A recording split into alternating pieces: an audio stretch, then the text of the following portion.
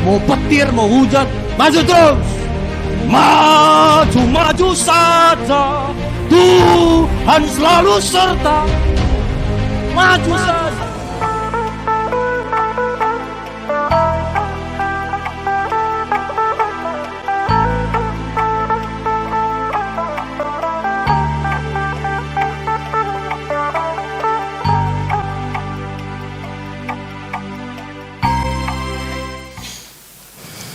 Kita baca di dalam Mazmur 139, ini perkataan seorang Daud.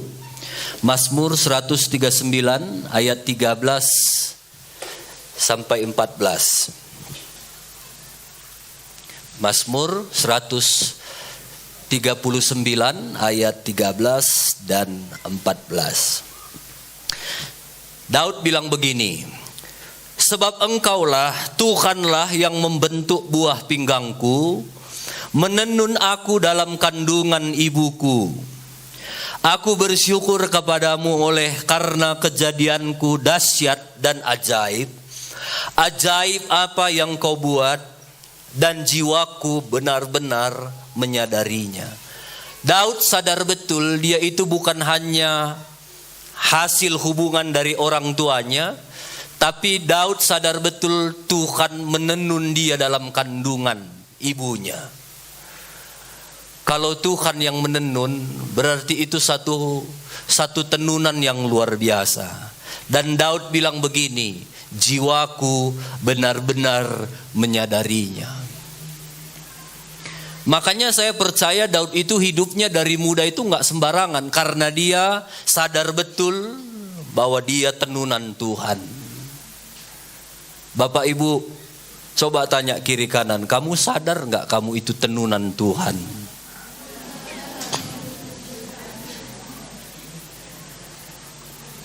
Kalau kita sadar hidup kita ini tenunan Tuhan, seharusnya kita nggak sembarangan dengan hidup kita.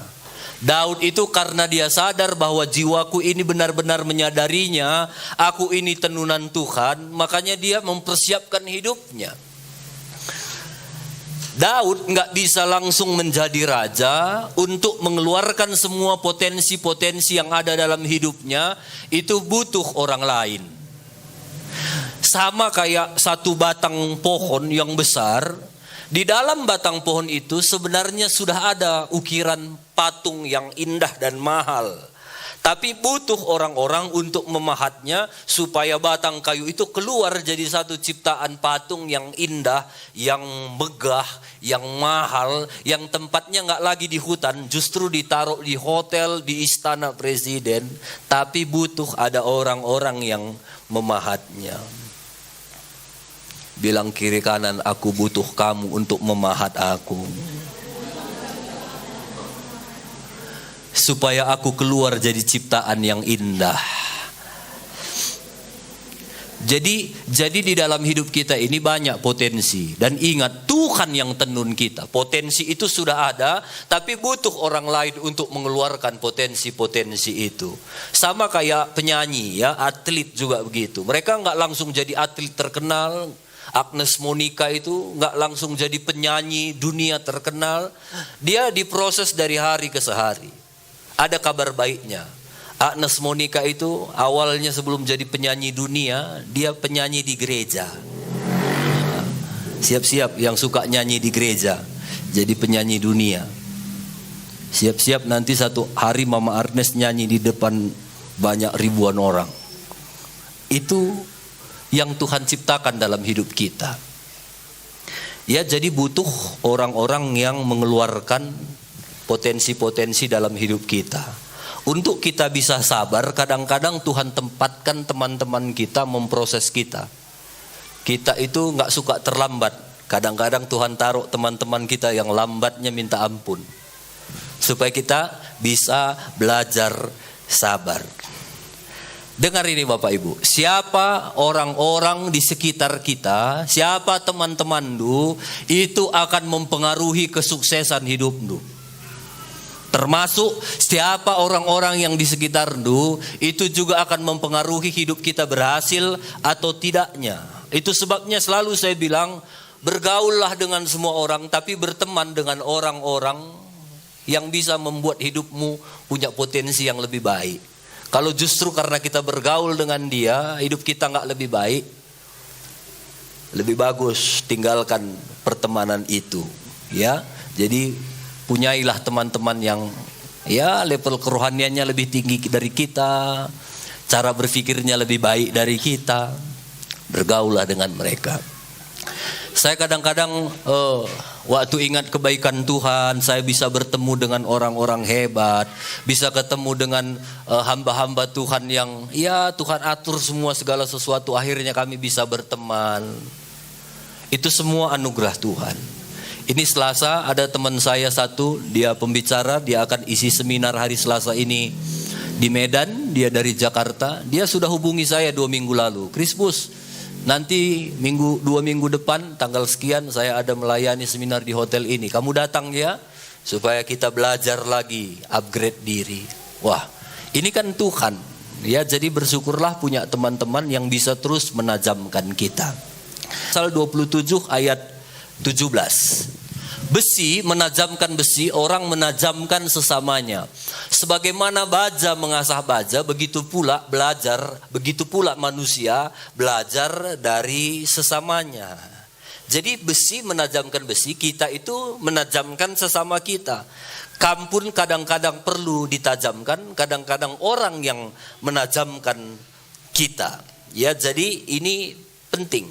Kalau besi itu ditajamkan, itu pasti panas. Bapak Ray paling ngerti ya. Kalau diasah itu besi panas, tapi makin tajam. Sama dengan hidup kita. Kadang-kadang waktu kita diasah, belajar sabar, belajar menguasai diri, itu panas. Tapi kalau kita mau belajar, kita akan tajam.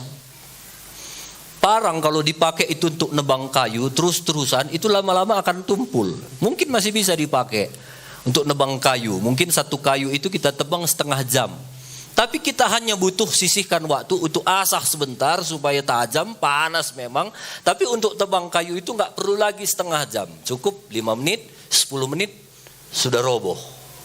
Jadi kita memang perlu selalu diasah, kita perlu orang-orang untuk menajamkan kita. Kadang-kadang bukan hanya orang baik saja yang menajamkan kita. Kadang-kadang orang yang bikin kita kesal pun Tuhan pakai untuk menajamkan kita. Kadang-kadang orang yang sering buat menguji kesabaran kita itu Tuhan pakai untuk mengasah kita supaya kita tajam. Sama kayak babi ya. Babi itu selama hidupnya mungkin gak ada gunanya. Kalau lembu masih bisa dipakai membajak. Kalau babi gak ada gunanya.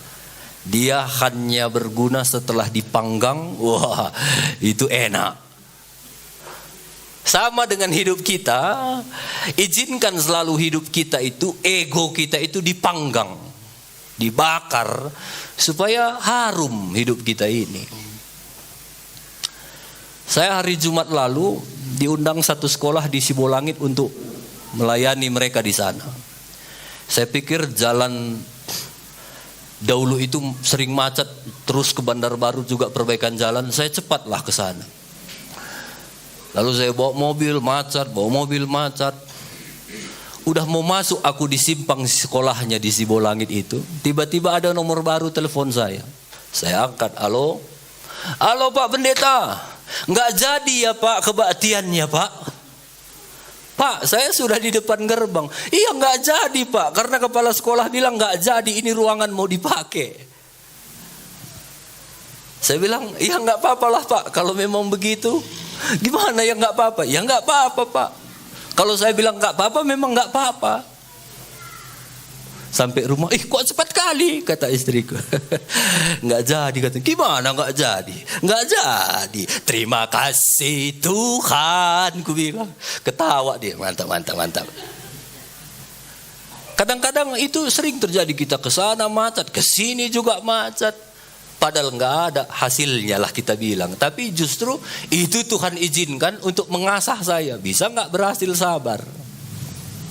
Nah itulah kadang-kadang Tuhan ya. Kadang-kadang terlalu berat memang batu asah Tuhan ini. Tapi itu akan terus kita pelajari. Waktu saya bawa mobil pulang, saya itu nggak marah-marah. Justru di mobil itu saya belajar ngomong sama Tuhan, Tuhan hari ini Tuhan mau ngajar apa sama aku. Jadi ada waktunya. Hidup kita ini, pengkhotbah bilang, bisa diklik, pengkhotbah 3 ayat 6, hidup kita ini kayak mendaki gunung, ya. Kalau Bapak Ibu pernah naik Gunung Sibaya, itu nggak selalu jalannya gini, enggak. Kadang-kadang ada juga begini. Naik lagi gini, naik lagi begini. Tapi ujungnya itu menuju puncak Sibaya. Dalam perjalanan hidup kita juga sama Bapak Ibu. Ada kalanya kita naik, ada kalanya turun. Ada kalanya sehat, ada kalanya sakit. Ada kalanya harga cabai mahal, ada harga cabai anjlok. Jadi jangan bilang, aduh gimana ini om, rugi aku, biasa itu. Itulah kehidupan. Pengkhotbah 3 ayat 6, ada waktu untuk mencari, ada waktu untuk membiarkan rugi.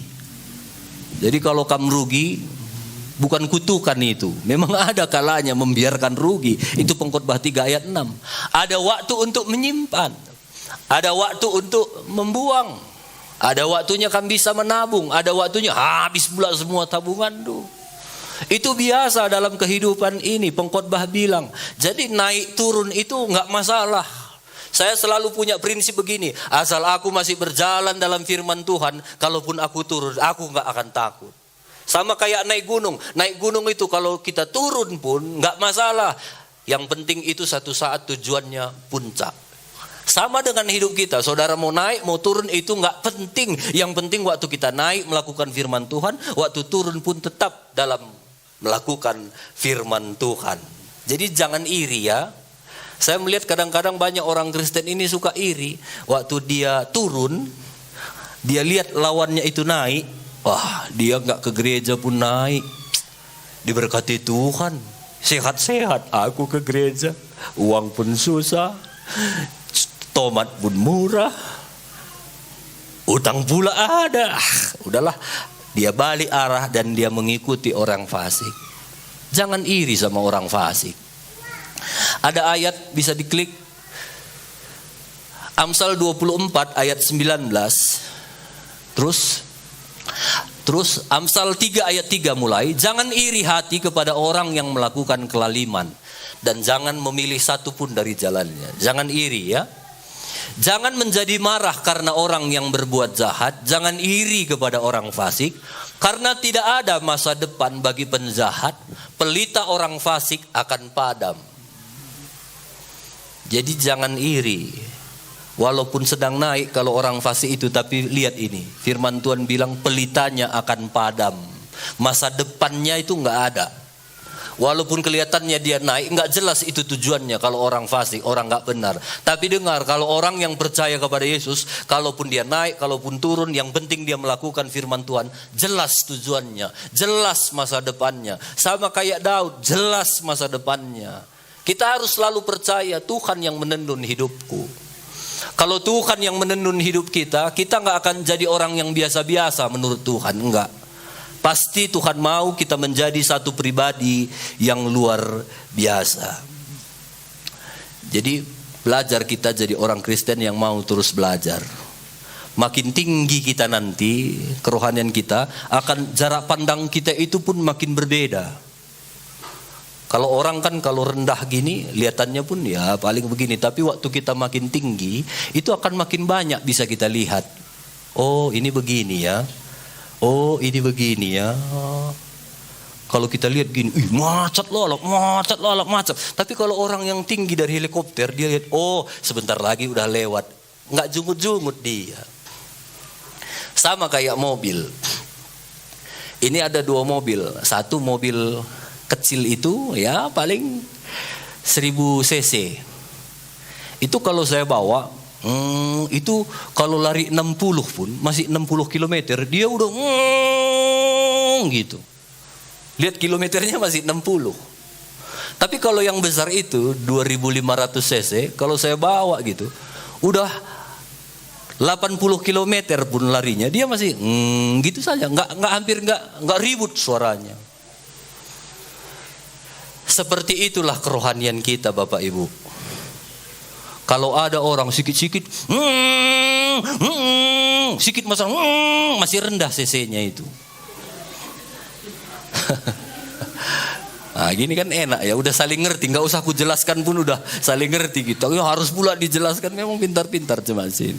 Ada orang besar pun masalahnya, beresnya nanti semua. Udah tinggi cc-nya. Coba tanya kiri kanan, udah berapa cc kawan?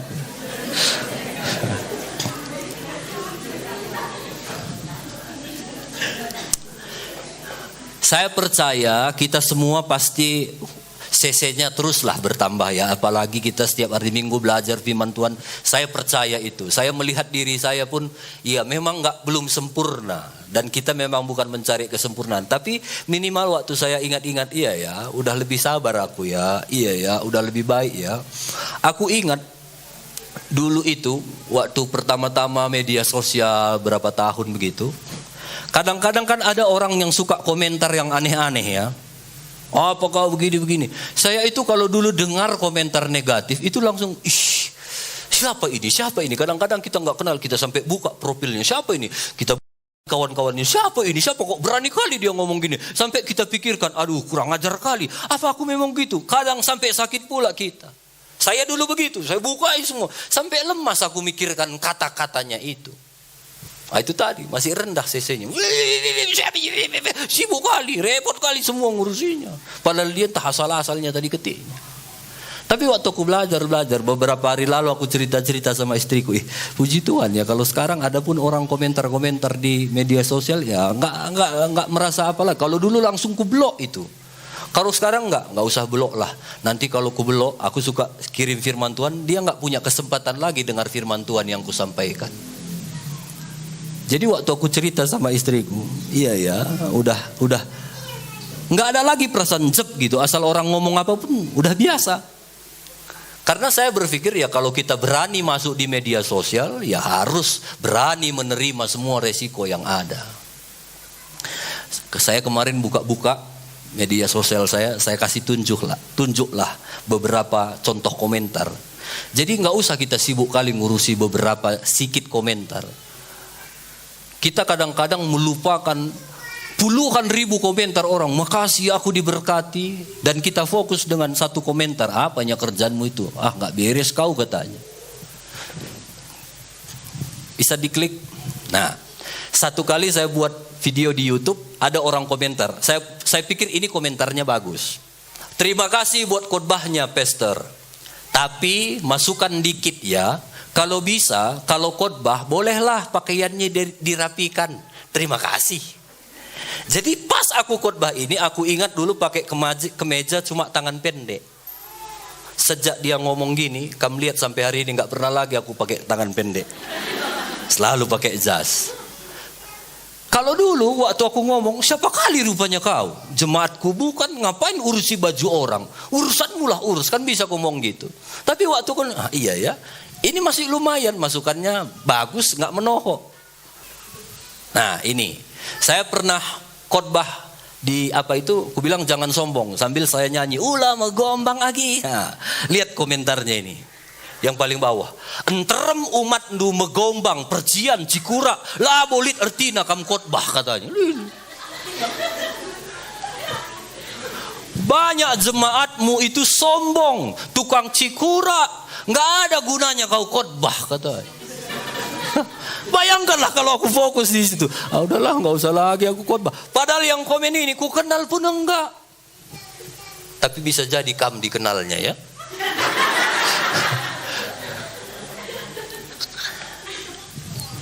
Inilah akibatnya kalau kita di media sosial. Mau gombang nggak usah ada, nggak udah. Terus, tapi lihat di atasnya itu. Kembali lagi. Ini semua ke atasnya itu banyak, kalau bisa saya bilang puluhan mungkin. Paskel pendeta, betul kin bang katanya. Amin, amin, amin, amin. Puji Tuhan aku diberkati itu semua. Tapi ada di sini, enterem jemaat lu. Dan berapa sering kita fokus sama yang di sini, lupa sama ini semua. Klik lagi. Nah, lihat ini. Saya cerita tentang perpuluhan. Tuhan sebenarnya nggak butuh uang kita. Tuhan minta hati kita. Makanya dia minta persepuluhan. Itu yang pernah saya khotbahkan. Lalu dia bilang begini. Beri perpuluhan banyak-banyak. Pendeta mobil baru. Istri cincin dan kalung emas. Katanya. Ku bilanglah sama istriku.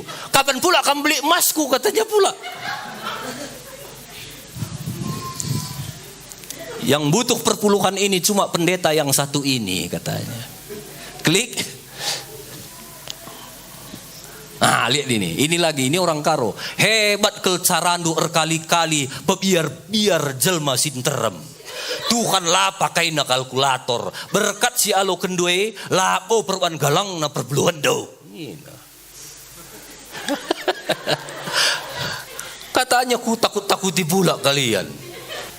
Terus lagi, ini pendeta butuh buat beli mobil, bangun rumah, kalau nggak ketahuan buat nikah lagi deh. Hehehe. Sorry ya.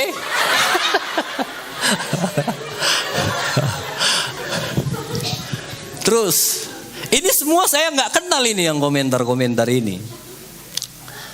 Pendeta jangan bergantung pada apa yang diberi jemaat. Bergantunglah sepenuhnya pada Tuhan. Kami nggak pernah bergantung sama jemaat. Kami ini hamba Tuhan. Hari-hari ini pendeta harus bergantung pada jemaat. Ini kan dia bilang gitu, jangan bergantung sama jemaat. Dibalas kawannya pula, hari ini pendeta harus bergantung sama jemaat karena banyak cicilan katanya. Sorry ya. Nggak ada cicilan kami. Jadi ini komentar-komentar yang kadang-kadang kalau kita nggak hati-hati, kita nggak akan maju-maju, kita akan di situ terus, sibuk ngurusin yang bawah-bawah, sibuk. Udah saatnya kita nggak lagi, naikkan cc kita, udah, yang gitu-gitu sudahlah. Saya belok pun nggak, saya hapus pun nggak masalah. Itu mungkin nanti jadi kenang-kenangan lah buat anakku, bahwa dulu bapaknya pernah digituin. Dan untuk menjadi orang-orang yang naik di atas itu ya memang akan banyak angin. Makin tinggi satu pohon akan makin kencang anginnya ya. Itu kan filsafat begitu ya. Makin tinggi satu pohon akan makin kencang anginnya. Makin tinggi satu pohon, kalau ada monyet di bawah makin naik dia. Apa yang makin kelihatan? Apanya yang makin kelihatan? Nah itunya lah ya. Biasa begitu. Makin kita makin naik, yang jelek-jelek itu akan makin kelihatan orang, makin disoroti orang. Makanya hidup kita harus terus lebih baik. Amsal 14 ayat 4. Amsal 14 ayat 4. Klik. Kalau tidak ada lembu juga tidak ada gandum, tapi dengan kekuatan sapi banyaklah hasil. Klik. Ini terjemahan bahasa Indonesia sehari-hari. Barang di mana tiada lembu, di sana pun bersihlah kandang. Tapi oleh kuat lembu, bertambah-tambahlah hasilnya. Maksud ayat ini begini. Kalau bapak ibu pelihara lembu, pasti kotor. Tapi ada hasil. Kalau bapak ibu nggak mau kotor, nggak usah pelihara lembu. Tapi nggak ada hasil. Nah, begitu. Kalau saya bawa ke media sosial tadi, kalau bapak ibu mau menjadi berkat, masuklah di media sosial. Tapi di media sosial ya banyak cacian, banyak omelan. Dibilang kita mau kawin lagi, dibilang kita ada cicilan, dibilang kita macam-macam. Tapi kalau nggak mau digituin, nggak usah bermedia sosial dan nggak bisa jadi berkat. Nah, jadi ini penting. Sama dengan hidup kita, kalau kita mau hidup kita itu jadi berkat, ya memang harus kotor, memang harus sakit, memang harus panas. Tapi justru itu akan membuat hidup kita menghasilkan menjadi berkat. Kalau kamu hidup tuh nggak mau kotor, hiduplah sendiri, tapi nggak jadi berkat. Sama kayak handphone, mau seberapa mahal pun handphone kamu beli, kalau dia hidup sendiri nggak ada gunanya. Habis baterainya, nggak mau connect sama chargeran, nggak ada gunanya. Jadi dia tetap harus connect sama chargeran supaya dia bisa berguna. Ya, jadi itu makanya kita kumpul di sini, kita belajar, kita buat komsel-komsel supaya di komsel kita juga bertumbuh bersama, saling menasihati, saling mengkoreksi. Jadi nggak usah dengar, kadang-kadang saya suka dengar begini, ngapailah aku ke gereja, hidupku jauh lebih baik dari mereka yang sering ke gereja, katanya. Justru kita ini semua memang nggak baik. Makanya kita datang ke gereja. Kita ini orang yang gak sempurna. Makanya Yesus bilang pun, aku datang buat orang yang sakit. Mereka itu yang gak merasa sakit, mereka gak butuh Tuhan. Dan Tuhan gak datang buat mereka yang merasa sehat. Tuhan itu justru datang buat kita yang merasa sakit. Bilang kiri kanan, kamu sadarnya kamu sakit kan? Bilang. Makanya kita kumpul, kita sadar kita ini orang yang lemah, kita sadar ini orang yang masih gampang emosi, kita sadar kadang-kadang kita nggak sabar. Saya bilang, saya ini bukan manusia yang sempurna, saya pun punya kelemahan, saya pun masih bisa marah. Jadi memang panggilan hidup kita bukan kesempurnaan, tapi kedewasaan. Saya pun sampai hari ini terus belajar. Ada kelemahanku, kamu pun banyak kelemahan. Tapi kita belajar, asal kita mau terus belajar, kadang turun, kadang naik, nggak masalah. Satu saat kita akan melihat sampai di puncak, oh ini rupanya tenunan Tuhan, rencana Tuhan dalam hidupku yang mulia ini. Asal kita mau belajar, pasti hidup kita akan lebih baik. Sekali lagi, bukan hanya dari orang baik saja kita bisa belajar. Dari orang-orang yang menjengkelkan kita pun kita bisa belajar. Belajar sesuatu. Kalau misalnya ada orang, asal kamu lihat dia, pasti sekali ini udah komplain itu. Komplain, selalu komplain aja kerjanya. Betul, pas sampai komplain. Kenapa begini? Besok kamu lihat, asal komplain, asal datang pasti komplain. Betul, asal nyampe, komplain terus kerjanya. Asal kita sungut-sungut, nggak akan belajar kita sesuatu. Tapi waktu kita belajar, waduh, tadi kenapa begini? Iya, aku belajar sesuatu. Besok lagi, udah datang komplain lagi. Kalau khotbah itu jangan bagusi bajunya. Apa urusanmu gitu, kita bilang nggak belajar, tapi oh iya ya, aku belajar. Sejak itu aku pakai jas. Besok juga komplain lagi. Lalu kita belajar. Ini kenapa begini? Kita belajar. Besok kita belajar. Belajar. Sampai akhirnya kita nggak merasa dia itu tukang komplain lagi. Justru waktu dia ngomong, oh puji Tuhan, sekali ini apalagi yang aku harus rubah. Gara-gara dia terus komplain dalam hidup kita sudah lebih baik. Lama-lama kita udah semakin kompak sama dia. Lama-lama kita lihat dia udah gak datang lagi ke gereja. Udah rindu kita. Padahal awalnya dulu kita benci kali sama dia karena dia suka komplain. Tapi sekarang udah senang kita. Gara-gara dia suka komplain, kita udah lebih baik. Waktu kita cari dia, gak ada lagi dia. Ternyata dia pindah kampung. Dan Tuhan sedang pakai dia punya misi untuk jadi tukang komplain lagi di kampung lain. Karena di sana juga ada orang yang perlu berubah. Jadi itu akan terus terjadi dalam hidup kita. Asal kita mau belajar, pasti hidup kita lebih baik. Bilang kiri kanan, asal kamu mau belajar, pasti lebih baik.